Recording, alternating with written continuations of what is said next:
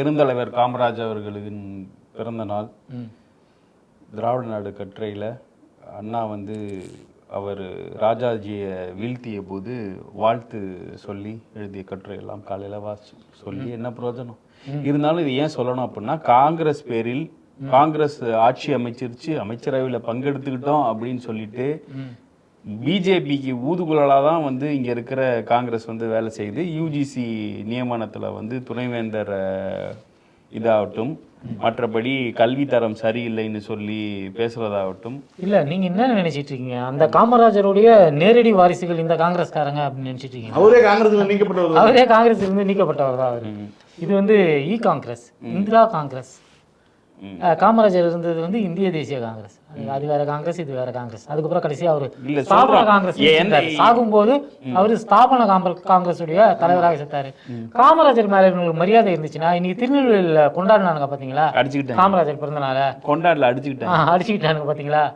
அதுதான் இவங்களுக்கான இது. காமராஜரை வந்து ஒரு அடையாளமாக எடுத்துக்கொண்டார்களே தவிர்த்து இன்னைக்கு இருக்கக்கூடிய காங்கிரஸ்காரங்க எவனுக்கும் இந்த காமராஜருடன் எந்த விதமான ஸ்தான பிராப்தியும் கிடையாது.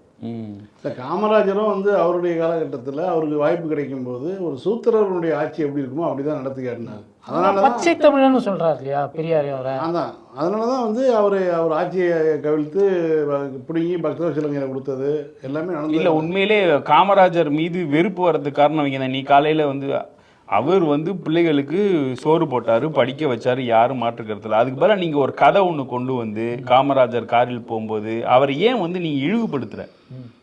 இல்லை, நிறைய தலைவர்கள் அது மாதிரி செய்கிறாங்க. சில தலைவர்களை வந்து சாதிய தலைவர்களாக மாற்றிடுறாங்க. அவங்களுக்கு இல்லாத பண்புகளை எல்லாம் அவங்க மறைவுக்கு பிறகு அவங்களுக்கு உருவாக்கி விட்டுட்டு இருக்காங்க. தேங்க்யூ லக்கி, நீங்கள் ஞாபகப்படுத்தி விட்டதுக்கு. ஒரு கடிதம் படிக்கிறேன், ஓகே? இங்கிலீஷில் தான் இருக்குது, நான் தமிழ்லையும் சொல்கிறேன். யாருன்னு வந்து நான் கடைசியாக சொல்கிறேன். From my early childhood, I have dedicated myself to the upliftment of the scheduled caste, among whom I was born. It was not, there was no temptation in my way. If I had considered my own interest, I could have been anything I wanted to be, and if I had joined the Congress, would have reached to the highest place in the organization. இது வந்து ஒருத்தரோட resignation speech. அதாவது என்ன சொல்றாருன்னா, நான் வாழ்க்கையில் பட்டியல் சமூக மக்களுக்காக போராடுகிறேன், அவர்களுடைய அப்லிஃப்ட்மெண்ட்டுக்காக நான் இருக்கேன். எனக்குன்னு தனிப்பட்ட ஆசையோ விருப்பமோ இருந்தால் நான் காங்கிரஸில் இணைந்திருப்பேன், காங்கிரஸ் உச்சபட்சமான தலைமை பதவியை அடைந்திருப்பேன். அம்பேத்கரோட ரெசிக்னேஷன் ஸ்பீச், ஓகேவா? அம்பேத்கர் வந்து சம்சா அப்படின்னு ஒண்ணு சொல்றாரு. அது யார் அப்படின்னா, பூனா ஒப்பந்தத்தப்ப எம்சி ராஜா வகைராவை வந்து சொல்றார். எம்சி ராஜா வகைரான்றதும் ஒரு தமிழர் தான், பெரியாருங்கிறதும் ஒரு தமிழர் தான். ஆனா அன்னைய தேதிக்கு வந்து யார் அம்பேத்கர் பக்கம் நின்னாங்க அப்படின்றது தான் மேட்டர். அன்னைக்கு பெரியார் வந்து இது இருந்தார், அம்பேத்கர் பக்கம் நின்னார். இப்போ காந்தி வந்து பூனா ஒப்பந்தத்துக்கு எதிராக உண்ணாவிரதம் வந்து சாகுவரை உண்ணாவிரதம் அறிவிச்சிருந்தார். பட்டியலின மக்களுக்கு வந்து இரட்டை வாக்குரிமை கொடுக்கக்கூடாதுன்னு சொல்லிட்டு. இரட்டை வாக்குரிமை இல்லை, இரட்டை பிரதிநிதித்துவம். அதான் இரட்டை வாக்குரிமை தான். ஸோ அதை வந்து கண்டிச்சு காந்தி சாகு வரைக்கும் உண்ணாவிரதம் வந்தார். இங்கேருந்து பெரிய கடிதம் இருந்தார். காந்தி பெரியார் அப்போ இங்கே கூட கிடையாதுங்க, அங்கேருந்து கடிதம் எழுதுறாரு. எழுதி செத்தா சாகட்டும், ஆமாம், நீ வந்து உரிமையை விட்டு கொடுத்துறாரு. குறிப்பாக அந்த பூனா இதில் வந்து நீங்கள் வந்து ஒப்பந்தத்தை நிறைவேற்றி பட்டியலின மக்களுக்கு இதை விட விடுதலைக்கு வாய்ப்பே கிடையாது அப்படின்னு அன்னைக்கு வந்து கடிதம் எழுதுறாரு. போன தடவை வந்து நம்ம மார்க்சிஸ்ட் லெனினிஸ்ட் கம்யூனிஸ்ட் பார்ட்டியோட ரஷ்யாவை பத்தி பேசணும். இந்த தடவை அம்பேத்கரை வச்சு பேசுறோம் அப்படின்னா இது வந்து யாருக்கு உரைக்கணுமோ நம்ம பேர் சொல்ல வேண்டியது இல்ல, அவங்களுக்கு உரைச்சா போதும். அம்பேத்கர் சில கால் மேல கால் போட்டு இருக்கு, அதை திறக்க விட மாட்டேன் அப்படின்னு சொல்லி நகரத்தை போட்டு தடுப்பேன் சொல்லக்கூடிய ஒரு சூழல்ல ஒரு யாருடைய கூட்டணி ஆட்சி நடைபெற்று வருகிறது. பட்டியலின மக்களுக்காக அம்பேத்கரியத்தை மற்றும் பேசக்கூடிய ஒரு கட்சி வந்து 7 தலித் அமைச்சர்கள் சொல்றீங்க. 8 பேர் தலித் அமைச்சர்கள் இருக்காங்க. அதுல வந்து அது இல்லாம வந்து ஒரு கட்சியே அதனுடைய கூட்டணியாக இருக்குது. ஆனா ஒரு அம்பேத்கர் சிலையை திறக்க முடியல. காரணம் என்ன? அதுதான் ரொம்ப கொடூரமான விஷயம். அம்பேத்கர் வந்து கால் மேல் கால் போட்டு உட்காந்து அவரு அம்பேத்கரே கால் மேல் கால் போடக்கூடாதுன்னு சொல்றாங்க. சாய்பாபா சிலை எல்லா இடத்துலயும் பாருங்க எப்படி இருக்கு, எல்லாம் கால் மேல கால் போட்டு தான் இருக்கு. ஒரு துறவி சாய்பாபா அவரு கால் மேல கால் போட்ட மாதிரி தான் அவருடைய சிலை எல்லா ஊர்லயும் கிடக்கு. நான் அப்படிதான் பாத்துருக்கேன். அதான் கரெக்ட் தான்.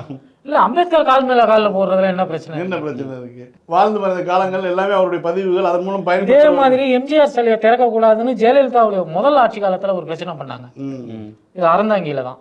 அப்ப திருநாவுக்கரசர் வந்து ஜெயலலிதாவிடம் ஒரு மாறுபாடு ஏற்படுகிறாரு. அப்ப அவர் ஒரு சிலையை வந்து எம்ஜிஆர் சிலையை திறக்கிறார். அப்பதானே எம்ஜிஆர் இறந்து இருந்தாரு.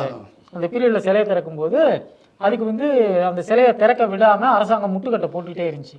இவர் கோர்ட்டுக்கு போறப்போ கோர்ட்ல வந்து அரசாங்கம் தரப்புல என்ன சொல்லப்பட்டதுன்னா, எம்ஜிஆருடைய சிலைகள் எல்லாமே வந்து இரட்டைகளை காண்பிக்கக்கூடியதாகத்தான் இருக்கணும், இந்த குறிப்பிட்ட சிலை அது மாதிரி கிடையாது, அதனால அந்த சிலை வந்து எம்ஜிஆர் சிலையே கிடையாது அப்படின்னு அரசாங்கம் வந்து கோர்ட்ல வந்து சொல்லிச்சு. அப்ப வாழப்பாடி ராமமூர்த்தி கூட ஒரு இது சொன்னாரு, எம்ஜிஆருடைய சின்ன ரெட்டையில, அதனால ஒரு ரெட்டை விரல காமிச்சிட்டு தான் சிலையா நிக்கணும்னா, எதிர்காலத்துல ஜெயலலிதாவுக்கு சிலை வைக்கப்பட்டால் அந்த அம்மாவுக்கு முதல்ல இருக்கிற சின்னம் வந்து சேவல் சின்னம், சேவல் கையில பிடிச்சி நிக்கிற மாதிரி தான் சிலை வைப்பீங்களான்னு சொல்லிட்டு வாழப்பாடி ராமமூர்த்தி அன்னைக்கே கேட்டேன். இந்த மாதிரி ஒரு சிலை வந்து எப்படி இருக்கணும் அப்படின்னு யார் முடிவு பண்றது? ஒரு அம்பேத்கர் வந்து ஒரு கம்பீரமான ஒரு ஆளுமை. மோடி வந்து அம்பேத்கர் சிலைக்கு வழங்கக்கூடிய ஒரு படம் இருக்கும், அதுவே கால் மேல கால் போட்டு தான் இருக்கும். பிரம்மாண்டமான அம்பேத்கர் சிலை, அதுவும் அப்படிதான் இருக்கும். இல்ல வட இந்தியாவில் முழுக்க அப்படிதான் வச்சுக்கிட்டு வராங்க.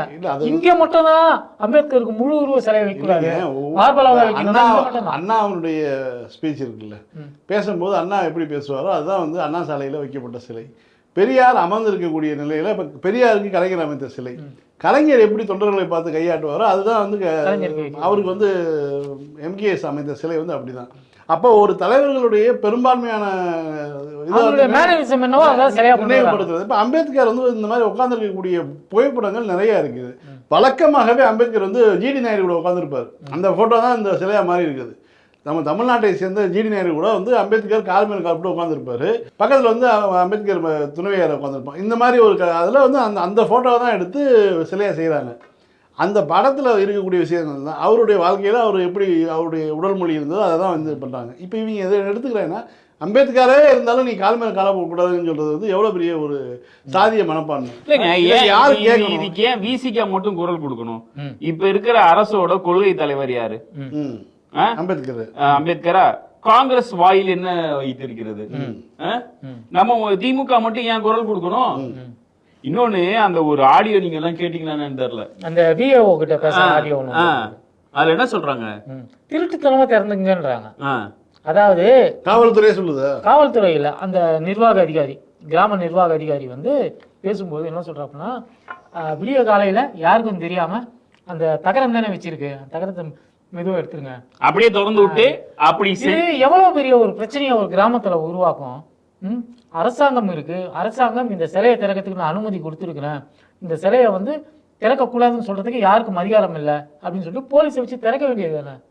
அதை விட்டு போட்டு நீங்க திருட்டுத்தனமா திறந்துங்க. ஒரு பக்கம் அம்பேத்கர் சிலைக்கு இந்த மாதிரி பிரச்சனை பண்றாங்க, இன்னொரு பக்கம் வந்து பெரியார் சிலை வந்து கோயில் முன்னாடி இருக்குன்னு சொல்லி ஒரு புகார் கொடுத்தா அதை ஆய்வு செய்ய அதிகாரிகளை அனுப்புறாரு ரமேஷ். அது வந்து கோயில் நிலத்துக்குள்ள இருக்கிறதா அப்படின்னு ஆய்வு செய்ய யார் புகார் கொடுத்தா? ராம ரவிக்குமார். அதான் ராம ரவிக்குமார் இந்துத்துவ அமைப்புகள் வந்து புகார் கொடுத்தா. கோயிலுக்குள்ளேயே சிலை வைக்கிறோம், கோயிலுக்கு வெளியே நீங்க ஸ்ரீரங்கத்துல சிலை வைக்கிறதுக்கு அது உச்ச நீதிமன்றத்துல போய் பர்மிஷன், அதுக்கு மேல அவங்க ஒண்ணுமே பண்ண முடியாது. இன்னைக்கு நீ ஸ்ரீரங்கம் போனா பெரியார் ஆழ்வாரை தரிசிக்காம சேவிக்காம நீ வந்து போகவே முடியாது.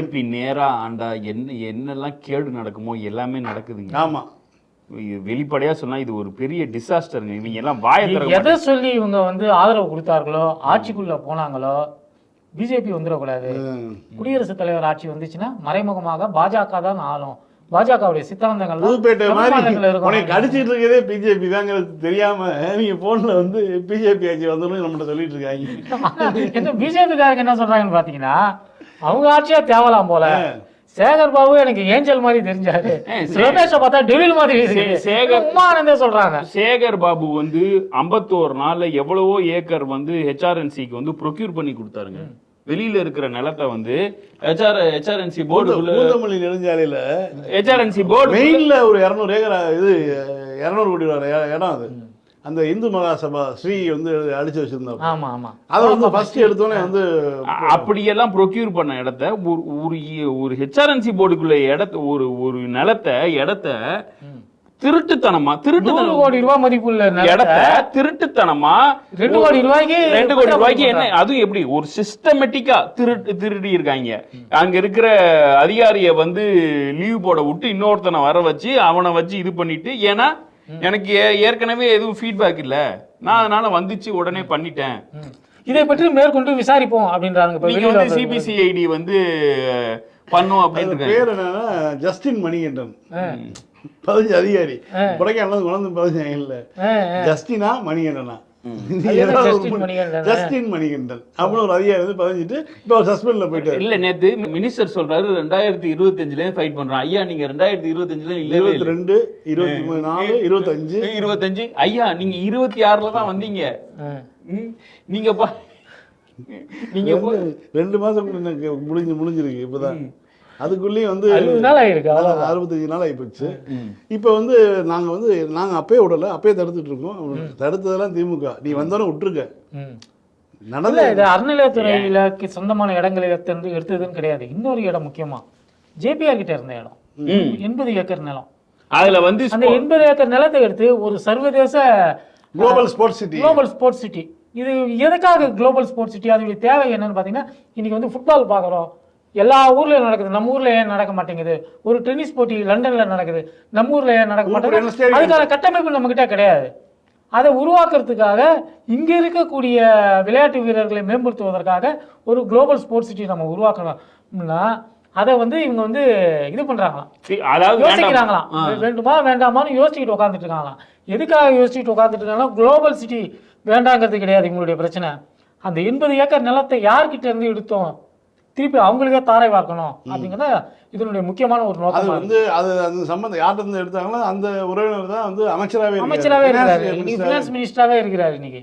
அப்படி இருக்கும்போது இப்போ என்ன ஆகும்னா, இப்போ வந்து அந்த ப்ராஜெக்ட் கேன்சல் பண்ணிட்டாங்கல்ல, நாளைக்கு இன்னைக்கு நைட்டே வந்து அந்த 80 ஏக்கர் வந்து அந்த நிறுவனம் இங்க ஒரு புதுசா ஒரு ரிஜிஸ்டர் வருவாரு, இல்ல இது பண்ணுவாங்க, ஃபென்சிங் போட்டுருவாங்க. ஃபென்சிங் அது அரசு நிலம், ஒண்ணுமே பண்ண முடியாது. ஆனால் இப்போ ஃபென்சிங் போட்டு உள்ள எடுத்து வச்சுக்குவாங்க. இனிமேல் 5 ஆண்டுகளுக்கு யாரும் ஒன்றும் வர முடியாது, அது வரைக்கும் நம்ம வச்சுக்கலாம் அப்படிங்கிற பிளான்ல வந்து இன்னைக்கு நைட்டே ஃபென்சிங் போட்டுருவாங்க. இதான் நடக்க போகுது. எங்க ஸ்போர்ட்ஸ் சிட்டி ஆக்கணும் அப்படின்ற ஒரு முன்னெடுப்பை கூட இவங்க எடுக்க மாட்டேங்கிறாங்க. அப்படின்னா என்னதாங்க இவங்க இன்டென்ஷன்? சுத்தமா பரந்தூர் வேணான்ட்டாங்க, கொள்கை முடிவுன்றானுங்க. கேட்டா இன்னைக்கு ஊர்ல இருக்கிற தொழிலதிபர்கள் முழுக்க வந்து இவங்களுக்கு எதிராக பேச ஆரம்பிச்சிருக்காங்க. பரந்தூர் தான், பெங்களூர் வந்து 2வது சர்வதேச விமான நிலையத்துக்கு இடத்த பார்த்துட்டு இருக்காங்க. எல்லாம் ஒரு நகரம் ஒரு சர்வதேச விமான நிலையம் வச்சதுக்கு அது போக அதுவே 40 கிலோமீட்டர் தள்ளி தான் சந்திரபாபு நாயுடு கேட்டுக்கிட்டு இருக்கிறாரு. அவரு பரந்தூர் சீக்கிரமா நீங்க வந்து முடியாதுன்னு சொல்லுங்க. இப்ப அவரு திருப்பதி பக்கத்துல அவர் பார்த்துட்டு இருக்காரு. என்னன்னா, நீங்க மீனம்பாக்கத்துல இருந்து 78 கிலோமீட்டர் தானே பண்ணியிருந்தீங்க. நான் கிட்டத்தட்ட வந்து ஒரு 80 கிலோமீட்டர்ல சர்வதேச விமான நிலையம் கொண்டு வரேன் மீனம்பாக்கத்துல இருந்து, அது ஆந்திரால அமையட்டும், ஆந்திரா பார்டர்ல கொண்டு வரேங்கிறாரு அவரு. அவரை பொறுத்த வரைக்கும் தொழில் உங்களுக்கு என்ன மீனம்பாக்கத்துக்கு பக்கத்துல இருக்கணும், அவ்வளவுதான், நான் ஆந்திரா பார்டர்ல கொடுத்துக்கிறேன்றாரு. அவ்வளவுதான், இதுதான் அவர் சொல்றாரு. எல்லா வசதிகளுடன் கூடிய 50,000 கோடி ரூபா கூட இன்வெஸ்ட் பண்ணி நான் பண்ணித்தரேன் அப்படின்னு சொல்லி அவர் முதலீடு பண்றாரு. இப்போ வந்து தமிழ்நாட்டினுடைய தொழில் வாய்ப்புகள் சாம்சங் உள்ளிட்ட அந்த இதெல்லாமே அங்க போயிட்டு இருக்குது. பல்வேறு நிறுவனங்கள் வந்து ஆந்திராவுக்கு போயிட்டு இருக்குது. இப்படி இருக்கு. முதலமைச்சர் அந்த காரை வச்சு விளையாடிட்டு இருக்கிறாரு, வின்ஃபாஸ்ட் காரு பாக்குறாரு, கதவு இப்படி திறக்குது அப்படின்னு பாக்குறாரு, பார்த்துக்கிட்டு இருக்கிறாரு. யாரு கொண்டு வந்தது வின்ஃபாஸ்ட? தூத்துக்குடி திமுக, டிஆர்பி கொண்டு வந்தது எல்லாமே இனிக்குது உங்களுக்கு. ஆனா அவங்க ப்ரொபோஸ் பண்ணது எல்லாத்தையுமே வந்து நீங்க வந்து மற்ற மாநிலங்கள் கேட்கறாங்கன்னு தாரை வாக்கிறதுக்கு தயாரா தான் இருக்கீங்க. அதுக்குள்ள என்ன லாபம், என்ன இது, அது நமக்கு எதுவும். நான் உங்ககிட்ட ஒரு கேள்வி கேட்கறேன். விஜய் வந்து இண்டஸ்ட்ரீஸ் எல்லாம் வெளியூருக்கு அனுப்பிச்சா உங்க வீட்டுல வந்து பொங்குற சோறு பொங்க தான் போகுது, கரெக்டா? விஜய் வந்து இப்ப இந்த யூஜிசியில துணைவேந்தர் சங்கியா போட்டாலும் உங்களுக்கு ஒன்றும் பிரச்சனை இல்லை. யாருக்கு பிரச்சனை? அதாவது இவங்க விஜய்க்கு ஓட்டு போட்டது இதெல்லாம் நடக்காதுன்றதுக்காக ஓட்டு போட்டானுங்க. விஜய் வந்தா வந்து ஆப்பிள் நிறுவனம் வரப்போகுது, டெஸ்லா வரப்போகுதுன்னா ஓட்டு போட்டானுங்க. விஜய் நல்லா டான்ஸ் ஆடுவாரு, விஜய் ஸ்டைலா இறங்குவாரு, கோட்டு போட்டுட்டு வருவாரு, அந்த முதல்வன் பிஜிஎம்க்கு ஏத்த மாதிரி கலைஞர் அரங்கத்துல இந்த இறங்குவாரு. இதுக்கு தானே ஓட்டு போட்டானுங்க. அதானே நடக்குது. நீங்க ஏன் வந்து இதுக்கெல்லாம் நம்ம ஏன் இதுக்கெல்லாம் வந்து கஷ்டப்படணும்? ஆமா, நம்ம கஷ்டப்பட வேண்டிய அவசியமே கிடையாது. வேலை வாய்ப்பு போகும், மாநிலத்தோட பொருளாதாரம் போகும். தண்ணி வரல, அவ்வளவு தண்ணி வரல. 5 வருஷமா தண்ணி வந்துட்டு இருந்தது. 16 கண்ணு மதகுலயும் தண்ணி பாஞ்சி வந்துட்டு இருந்தது 5 வருஷமா. இந்த வருஷம் தண்ணி வரல. அதனால என்ன, நம்ம பயிர் வைக்க முடியாது, பயிர் வச்சோம்னா காஞ்சி போயிடும். அஞ்சுல ஒரு பங்குக்கு வந்து விவசாயம் பண்ண முடியலன்ட்டாங்க டெல்டால. 4 இதுதான் பண்ண முடியும்ட்டாங்க. அவங்க கஷ்டப்படுறாங்க. அரிசி வேணும் இல்ல, சாப்பிடறதுக்கு வேணும் இல்ல. அரிசி முக்கியமா? ஜனநாயகன் படம் ரிலீஸ் ஆகும். ஆமா, அதுதான் முக்கியம். ஏ சர்டிஃபிகேட் வேற கொடுத்துருக்கானுங்க. குட்டி நண்பா நண்பீஸ் எல்லாம் தியேட்டருக்குள்ளேயே வர முடியாது. ஆமா, ஏ சர்டிஃபிகேட் வேற அதுதான் பிரச்சனையா இருக்குது நமக்கு. மக்கள் மகிழ்ச்சியா இருக்காங்க, அதான் நமக்கு முக்கியம். இதுதான் அவங்க மகிழ்ச்சினா இல்ல, மக்கள் மகிழ்ச்சியா இருக்கிறது இருக்கட்டுங்க, கம்யூனிஸ்டுகளும் மகிழ்ச்சியா தானே இருக்கிறாங்க. ஆமா, கம்யூனிஸ்டுகளை வந்து இவ்வளவு சிரிச்ச முகத்தோட இதுக்கு முன்னாடி நம்ம பார்த்ததே கிடையாது. அதாவது கூட்டணி ஆட்சி அப்படின்னா எப்படி இருக்குன்றதுக்கு இதுதான் ஒரு சாம்பிள். இவங்களுக்குலாம் ஏன் வந்து அதிமுகவும் திமுகவும் அமைச்சரவையில் பங்கு கொடுக்கல அப்படின்றதுக்கு உதாரணம் நடக்கக்கூடிய 50 நாள் ஆட்சி. இல்லை, இதில் விக்கி கேட்டாப்புல உங்களுக்கு என்ன வந்துச்சு, உங்களுக்கு என்ன செய்யுது, உங்களுக்கு என்ன, அவங்க கேட்டது வந்து விஜய்க்கு தான் ஓட்டு போட்டோம் அப்படின்னு இப்படிலாம் வந்து யோசிச்சிருந்தா இந்த திராவிட இயக்கமே உருவாகிருக்காது. உங்களுக்கு என்ன வந்து வலிக்குதா, உங்களுக்கு உங்கள் சோத்துல பிரச்சனையா, உங்களுக்கு உங்கள் வீட்டில் பிரச்சனையா, உங்களுக்கு வண்டியில் பெட்ரோல் இல்லையா, உங்களுக்கு சம்பளத்தில் பிரச்சனையா அப்படின்லாம் யோசிச்சிருந்தா பெரியார் வந்து ஒரு கோடீஸ்வரர் வீட்டு பிள்ளை வந்து தெருவாக சுற்றி இந்த தமிழ்நாடு முழுக்க வந்து பயணம் பண்ணியிருக்க மாட்டார். கலைஞர் வந்து சம்பளம் 24 வயசுல கார் வாங்கக்கூடிய அளவில் வந்து சம்பாதிக்கக்கூடிய ஒரு திறன் பெற்ற ஒரு நபர். உச்சத்தில் நிஜமாவே இருந்தார். உண்மையாலுமே கேரியர் உச்சத்தில் இருந்தார். அதாவது கதாநாயகன் பேர்லாம் பின்னாடி தான், கதை எழுதுறவன் பேர் தான் முன்னாடி போட்டு இருந்த அளவில் வந்து ஒரு வரலாற்றில் தென்னிந்தியாவில் மிகச்சிறந்த ஒரு எழுத்தாளராக இருந்துகிட்டு இருந்த ஒரு காலகட்டத்தில் அவர் ஏன் அதெல்லாம் விட்டுட்டு அதை ஒரு சைடில் வச்சுக்கிட்டு மெயினாக வந்து அரசியலுக்கு இருந்தார். இவ்வளவு தூரம் வந்து இதெல்லாம் நீங்க சொல்றது புரியாது. இல்ல, இப்ப நீ கேக்குற கேள்வி இல்ல, இதெல்லாம் வந்து அவங்களுக்கு ஓட்டு போட்டவங்களுக்கு புரியாது. நம்ம ஓட்டு போட்டவங்க யாரும் நம்மள பார்க்க போறதே இல்லையே, நம்மள பார்க்க போறதே திமுக காரங்க தான். அதுக்கு நான் சொல்லல, அவங்க எப்படி அப்ப அவங்க ஜென்செட்ஸ் ப்ரோகிராம்ல கேள்வி கேட்கிற மாதிரியே கேட்டுட்டு இருந்தேன்னா இல்ல, நீங்க சொல்றது முக்கியமான ஒரு விஷயம். திமுக காரங்களாவது நம்ம ஓட்டு போடணுமே அப்படிங்கிற ஒரு அக்கறையில பேசுறீங்க. இல்லைங்க, இப்போ நம்ம குறைந்தபட்சம் நம்ம வந்து இந்த கேள்வி நியாயமான கேள்வி. உங்களுக்கு என்ன வலிக்குது, நீங்க எதுக்கு கஷ்டப்படுறீங்க? ஏன் நம்ம குடும்பங்கள்ல இருந்தே ஓட்டு போயிருக்கு அவனுக்கு.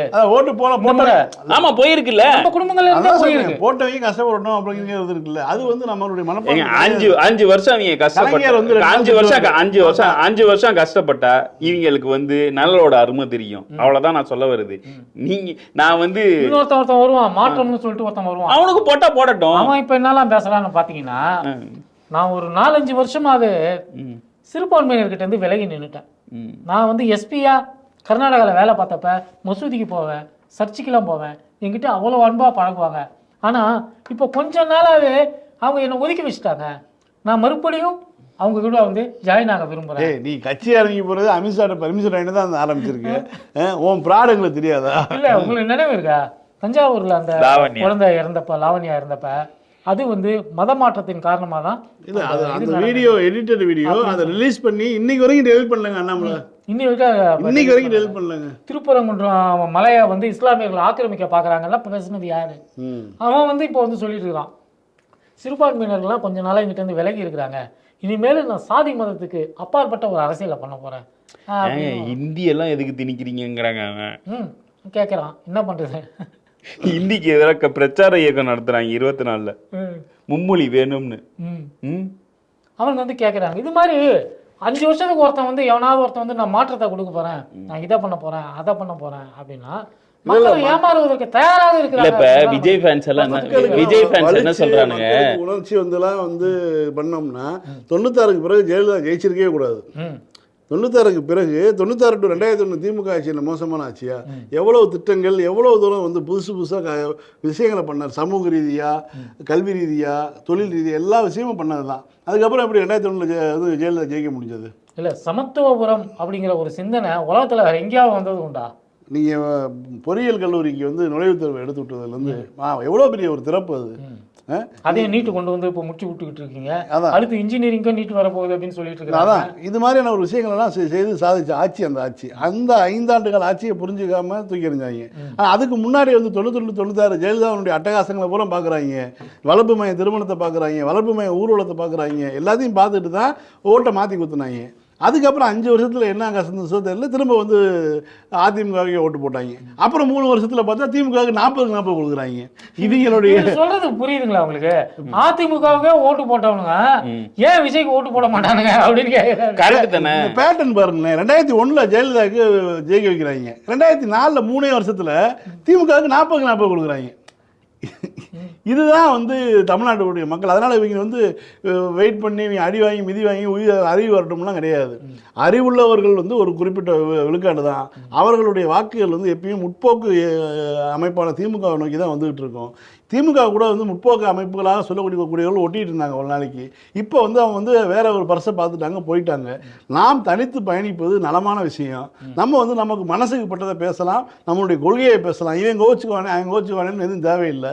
இதற்கு மேலே இந்த ஆட்டத்திற்கு நம்ம இப்போ இந்த இதுக்கு வந்து ஆள் கூட்டம் செய்கிறதா இல்லையாங்கிறத பார்ப்போம். ஆனால் திமுகவை விட்டால் தமிழ்நாட்டுக்கு வேறு கதி இல்லைங்கிறது வரலாற்று உண்மை. ஏன்னா இன்றைக்கும் சரி என்னைக்கும் சரி எப்பயுமே திமுககாரன் தான் வந்து மக்களோட கூட நிற்கக்கூடிய ஒரே ஆள்.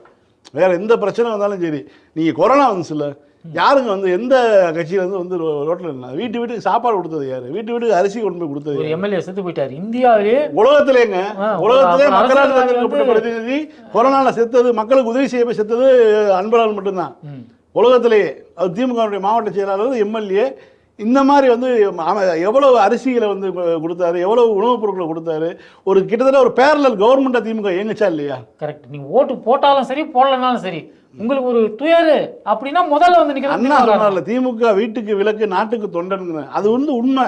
அதனால தான் சொல்கிறேன் நான், எவன் இருந்தாலும் எவன் ஆண்டாலும் சரி திமுகவை நீங்கள் எதுவும் செய்ய முடியாது. ஏன்னா திமுக மக்கள் பக்கம் நின்று மக்களுக்காக உழைத்து கொண்டே தான் இருக்கும். மீண்டும் இன்னொரு பூமரில் சந்திப்போம். நன்றி, வணக்கம். நன்றி, வணக்கம்.